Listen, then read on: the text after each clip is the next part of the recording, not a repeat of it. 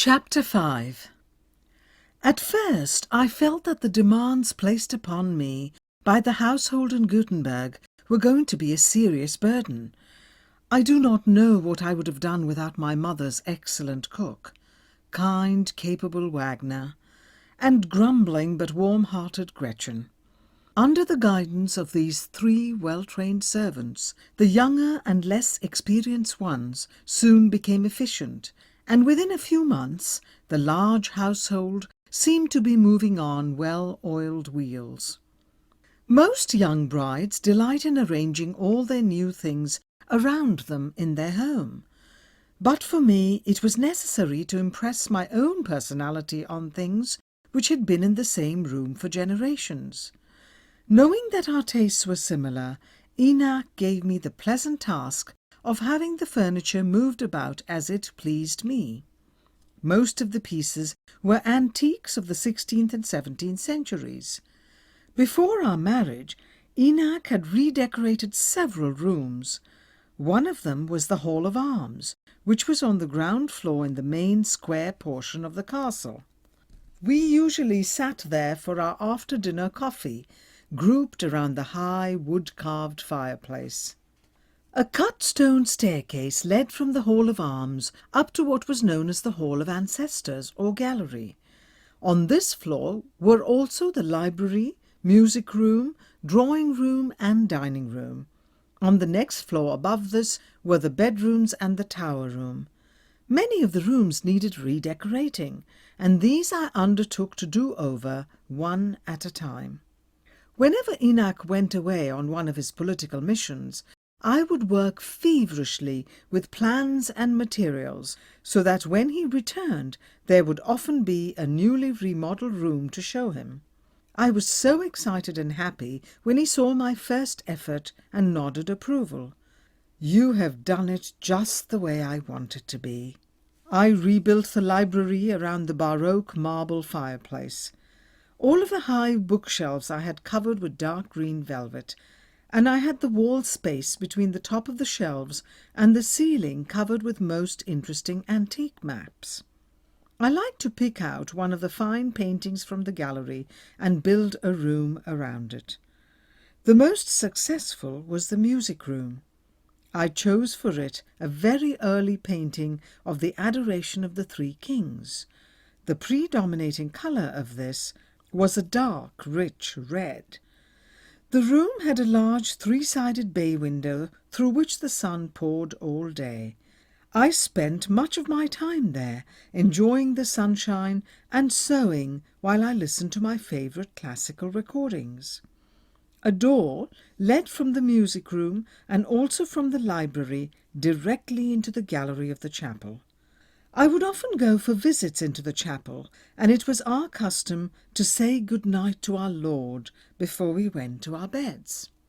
After many years, I learned by chance that the people in the town watched for the light and would say, "The light is in the chapel. The Herren are going to bed." One of my joys was in filling the house with flowers from the gardens. At first, Gutenberg seemed to say to me, "Don't think that my beauty is just here for your enjoyment. You will have to live up to it. Remember the generations who created me, made me what I am. You are only another link in the chain. It is your responsibility to carry on." After a time, the house seemed to have accepted me, and I felt at last that my own personality was beginning to be expressed in its possessions. We always dressed for dinner, even if there were no guests in the house. In the dining room no electric lights were used, as we both preferred candlelight on the long dining table. Enoch took delight in entertaining, but I liked it best when we were alone in Gutenberg, happy and content to have Enoch to myself. This was not often. It seemed that important people were always arriving, and I had to play the role of a gracious and dignified hostess. I grew rebellious, always having to sit between the guests of honour, who invariably seemed to be elderly men with only one topic of conversation: politics. When I tried to overrule this matter of etiquette, I met with serious disapproval from Wagner. Having been in the diplomatic corps with your uncle, so to speak, in Paris, in Rome and Petersburg, we learned the correct way to place our guests. But if the Baroness wishes to have it done in her own fashion, it is none of my responsibility, so to speak. I gave in as I usually did, for Mr. So to speak, as we called Wagner, was always right. One of my duties, which for me was a real pleasure, was the making of friends with the people of the town of Gutenberg and helping them. It warmed my heart to find a close bond existing between them and our family. I soon knew almost everyone, especially the children. Enoch and I planned a party for all the children of the town on my first Christmas in Gutenberg. We had great fun selecting gifts of clothing and toys for nearly 200 little ones. Every year after that, I looked forward to the joy which these Christmas parties brought to the children as well as to ourselves. There was much excitement in March of 1920 over the Cap push. From the end of the war, there had been an element which refused to recognize the Weimar Republic. One of these groups was composed of a volunteer corps under the leadership of a Prussian named Wolfgang Kapp, a high civilian government employee. His allies were Army General Lutwitz and a man named Erhard, leader of a Marine brigade. This force, flying the monarchist flag, marched on Berlin, and the members of the Weimar government hurriedly left the city. Kapp issued a proclamation stating that the Republic had been overthrown, but the Pushits could not consolidate their position, and their refusal to use drastic measures to hold their ground was their undoing.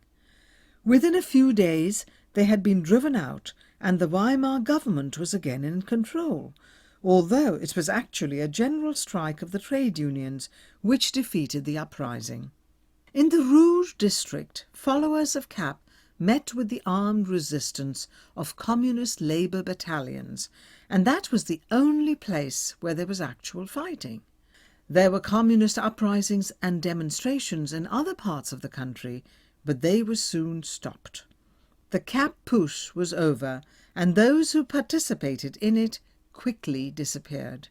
I was deeply touched to find that the tenants and the townspeople of Gutenberg took a very personal and sincere interest in my health and the approaching arrival of our first child. It was in May, and masses of lilacs were in bloom around the castle. One day, soon after dawn, the chapel bells rang out joyously to announce the birth of an heir. Enoch was so happy and proud, and his welcome to his son so gentle and typical of him. God bless you, child, darling you in your cradle. Our son was given the name of Philip Franz, for it was a custom in the family to give double names. In fact, it was a custom in many families of Bavaria, because for hundreds of years families living within a relatively small area had intermarried, and names were traditionally carried from generation to generation.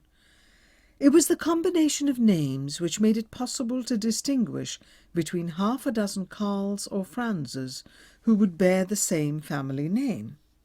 A great many families were interrelated, and it was frequently the case that one might have more than 100 cousins of varying degrees of kindred. The happiness of being together with the new baby, like every other joy, was cut short because of duty. The day after the baptism, Enoch was again obliged to leave Gutenberg. I counted the hours until his return, but lonely as I was for him, I intended to keep my promise to hold the stirrup for his rides. The devils were certainly loose, and they had to be conquered. All the curses of a beaten country were endangering the inner political situation in Germany. I knew how deeply Enoch felt his responsibility towards his country, and how eager he was to help find a solution for its problems. Before the revolution in 1918, Enoch had been the youngest hereditary member of the Reichsrat of the Crown of Bavaria, which was the equivalent to the British House of Lords. But now the Weimar Constitution, in providing for a democratic republic of federated states, abolished all class privileges. A compromise permitted existing titles of nobility to become a part of the family name. Articles 153 to 156 of the new constitution stated that entailed estates, fideikommiss, were to be dissolved. It went on further to point out that the ownership of property imposed serious obligations. The soil was to be used in the service of the common good. The interpretation was that landholders had only a relative right to their property. This attitude was not new for Germany. It reflected a very ancient Germanic concept of the right to the soil. The Weimar Constitution stated that the distribution of land was to be controlled by the Reich, and such land as might be needed for the common good could at any time be expropriated. For the expropriation of land, the owner was to be compensated. This left a very wide loophole through which practically anything could be drawn. It was a serious threat for those who had very little other than land. Our consolation was in the fact that our properties were highly productive and intelligently managed.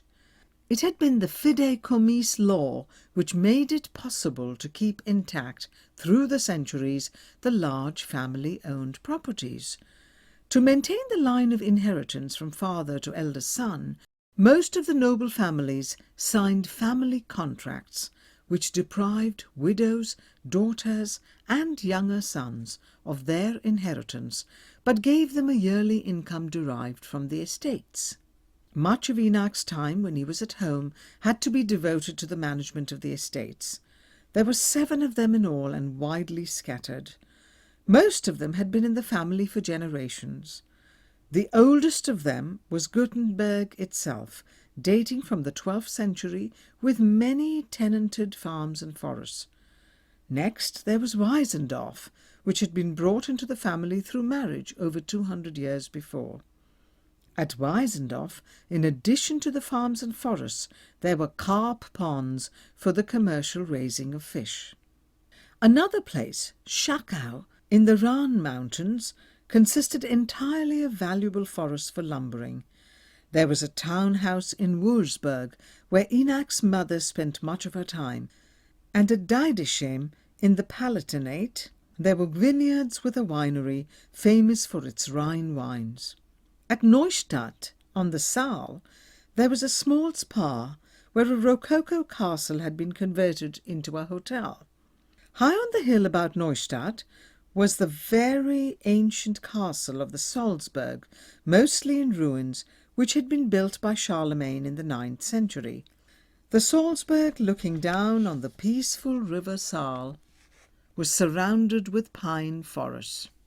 Here, as in all of the other forest properties, there was a definite plan for continuous reforestation. In this area, it takes 40 years to bring a tree from seedling to a moderate size for cutting, and almost a lifetime for the larger pines. I enjoyed accompanying Enach on his drives to these places and learning something about the complicated machinery which made them run. While there were managers and overseers, Enach himself took much of the responsibility for the various enterprises, and with his political activities, this made for him a very full life. Enach was very active in the Bavarian king's party. This party was not actually a recognized political party, but a movement, and it had no official representation in the government. It did, however, have the support of a great number of the Bavarian people. Now, with these political activities, there were meetings, political speeches, and drives through the Bavarian countryside, which meant more and longer separations. Many nights I spent at the window of my tower room, waiting for Enach's return, watching the white road in the valley for the lights of his car. Enach's little wire-haired dachshund, Schluff, would lie at my feet waiting for his master. No car ever fooled him. Even before I could see a car or hear the sound of its motor, little Schlupp would begin to tremble and look up at me with his big soulful eyes, and I would know that Enoch was coming. The bliss of our reunions made up for the longing and heartache of our separations. Our love seemed to grow more profound with the passing of time. Enoch had the faculty of being able to give all his mind and strength to his political work, but with the same intensity he enjoyed every moment that he was at home. At Gutenberg we always observed one of the very ancient customs. When Enoch was in residence, his own personal flag or banner was flown from the staff on the very top of the castle tower. When he left, the flag was lowered, and unless I was to go with him, my spirits were lowered with it. When I saw the gold and blue of that flag flying against the sky, then all was well with my world. One of Enoch's great pleasures when he was at home was hunting. He never tired of walking through the woods in search of the roebucks, his faithful little Schlupp at his heels. He often said that he did not enjoy hunting unless I was at his side. Since I did not like to hunt, I would follow him quietly, almost on the tip of my toes, for fear that I might make some sound which would frighten away the game. Those hours, spent together in the hills around the castle, were always a mixture of joy and misery for me. I loved the dawn of day in the woods when the first sleepy birds began to chirp. I loved to hear the call of the woodcocks high in the branches of the dark fir trees. I loved the peaceful evenings when after sunset the roebucks and the hinds came out in silence to graze on the meadows, spread like little emerald bays between the dark stretches of the forest. I knew the intense happiness that those hours together meant for Enoch, but I was bound to suffer in the end, feeling sorry for him if he missed his shot, or feeling sorry for the animal which had to die. After my father's death, the castle of Tann passed into the possession of cousins, as my father had no male heir, and the estate had always been held in common condominate by the men of the Van der Tann family. I was glad for my mother when she found companionship in marriage with Uncle Gagin, Baron Franz Gagin, who had been so solicitous for our well-being during the communist uprising in Munich in 1919. It was he who was responsible for my happiness by bringing Enoch to our Munich home. Mama and Franz, as I now called him, often came from their home near Nuremberg to stay with us. Everyone loved to have them in the house. My mother was a wonderful guest. She has always possessed the rare gift of being able to enjoy life and make everyone around her happy. We would all sit by the fire in the library, reading aloud from the classical literature which held such a warm place in our hearts. Occasionally we had a guest who played the piano. Then I would play my violin, and we would enjoy a musical evening. I was 20 when our son, Karl Theodor, was born.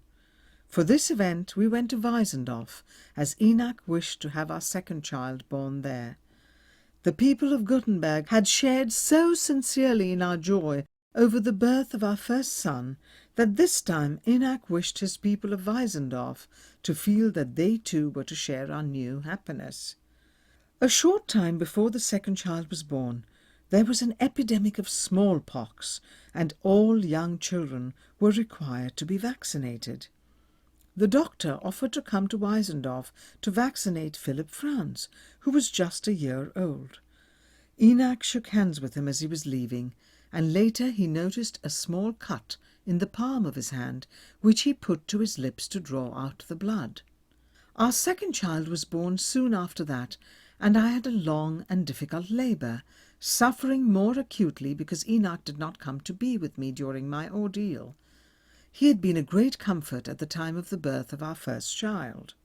I was deeply hurt, but soon the mounting agony banished all else from my mind. After long hours the child was born, But still Enoch did not come to me, and I could stand it no longer, so I asked Gretchen where my husband was. "The Baron does not feel well. It may be only a cold, but he does not wish to expose the Baroness to any danger." I lay there desolate, as I strained my ears for any sound which might come from Enoch's room. The hours had dragged on toward morning, when I heard a piercing, shrill cry from Enoch's little dachshund. I was sure that it was a cry for help, and I rang the bell frantically. Enoch was found unconscious in his bed. The doctor was called, and, after he had seen Enoch, came to my room. He was most evasive as to just what was the matter with Enoch, but I insisted that he tell me the truth, on his honour. It was smallpox, and Enoch must be removed immediately to the contagious hospital in Erlangen. It was a rare type of smallpox.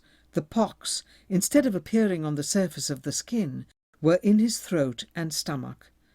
The only explanation was that after shaking hands with the doctor who vaccinated Philip Franz, Enoch had put his hand to his mouth, carrying the vaccine into his throat and stomach. I was helpless and frightened, for I knew that Enoch was desperately ill. I heard the hurried excitement in the house, the arrival of the ambulance, and then at last its departure. I thought my heart would break. For the very first time in our life together, I realized that happiness was a fragile and precious thing. From the hospital, news came daily by telephone that Enoch was still dangerously ill. Then, finally, the report that he was better. Being quite ignorant about the strict isolation in the hospital, I could not understand why I had not heard from Enoch himself. Finally, I came to the conclusion that his silence meant only one thing: he no longer loved me. When all danger of contagion was ended, Enoch returned home, looking like a ghost. We wept with joy and laughed over my fears that he had ceased to love me. Now, with 2 sons, Enoch was supremely happy. During the summer of 1921, Enoch's mother and his young brother, Karl Ludwig, came to spend the summer in Gutenberg. Karl Ludwig, who had seemed to be just a boy at the time of our marriage, was going to enter the University of Munich in the fall. He was extremely intelligent, fine-looking, and very gentle. It was a new and pleasant experience for me to have a brother. We were almost of an age, and there grew between us a real brother and sister affection. Karl Ludwig was now taller than Enoch. He was slim and dark, with high cheekbones, and there was always a twinkle in his hazel eyes. Enoch and his brother were very close to each other, both alike in their serious dedication to the good of their country, and both of them possessing high ideals, political and personal. When Karl Ludwig was with us, the conversation was usually on some lofty plane of a religious or political nature, or we were bursting with laughter at his innumerable witty stories. I had to be careful not to allow my mother-in-law to see how fond I was of Karl Ludwig. She was bitter because she had already lost one son to me. It was difficult for me to find the right approach to her. I admired her, but I was afraid of her. She was the picture of a grande dame, always carefully groomed and dignified in bearing. She still clung to the fashion of a very tight, small waistline and wore a carefully waved blonde wig. It was a shame, because under the wig she hid a beautiful head of silver hair. She had an energetic, quick step, in spite of the fact that she insisted on wearing, even on her walks through the woods, extremely high-heeled pointed shoes. She had a most violent temper. When Enoch had gone to tell her that he was to be married, before he mentioned my name, she took the chair in which she had been sitting and smashed it to bits. Over a period of years, this ungovernable temper had destroyed much of Enoch's love for her. In her youth, as Countess Maria Rottenhan, she had been a great beauty and much sought after. Very few people knew that she had been deaf from childhood. She spoke 3 languages and read lips in all of them. She had adored Enach's father, who died when she was still a comparatively young woman. As a result, all her great capacity for love had been centred in Enoch, who, so like his father, had taken his place in her heart. One of her sons she had lost in the war in 1914, and she was never reconciled to having lost another son to me. The passing of years did not seem to lessen her animosity. With this jealousy, she tormented herself and everyone else around her. I tried to make her feel at home in Gutenberg Castle, but even those efforts implied an affront. I, the new mistress of Gutenberg, dared to welcome her to her own favourite home. Everything I did was wrong. The cake which I offered to her was as insulting as the cake which I did not offer her. The harder I tried to please her, the more strained the situation became. It took me many years to understand why she resented so bitterly my rearranging the furnishings in Gutenberg. Youth is thoughtless in such matters, and I realize only now, as I grow older, how I must have hurt her in so many little ways. There was a definite psychological barrier between us. In her presence I felt shy and self-conscious. Soon after Enoch and I were married, she warned me never to yawn in her presence, that she could not tolerate seeing a person yawn. After that, try as I would to overcome it, I began to yawn the moment that she entered the room. There was a humorous side to the situation. I remember that once she told the caretaker who had been at Gutenberg during her regime, "The young Baroness has undermined the foundations of the house by building in so many useless bathrooms. I wouldn't be surprised if one day soon the castle of Gutenberg would collapse." It was truly amusing when one remembered that the walls were 6 feet thick, walls which had withstood sieges of battles and the passage of centuries. She never admitted or wished to admit the depth of love which existed between Enoch and me, a love which blessed our lives. When Enoch was away and she had what charitable old Wagner called her stormy days, I was sometimes so mortally afraid that I would tell Wagner not to leave me alone in a room with her. Like a faithful shadow, he would remain within call. The situation became unbearable when she discovered that even the household staff was on my side. It was a great relief to everyone when Wagner came down one morning from my mother-in-law's suite and announced, "The Baroness Mother wishes to have all meals served in her rooms." He looked at me with half a smile. "The weather seems to be very stormy, so to speak." We went often to Greifenstein, the home of old Berthold Stauenberg. An hour's drive from Gutenberg, Count Stauenberg was the father-in-law of Elizabeth and head of the Schenk von Stauenberg, an ancient and noble Swabian family.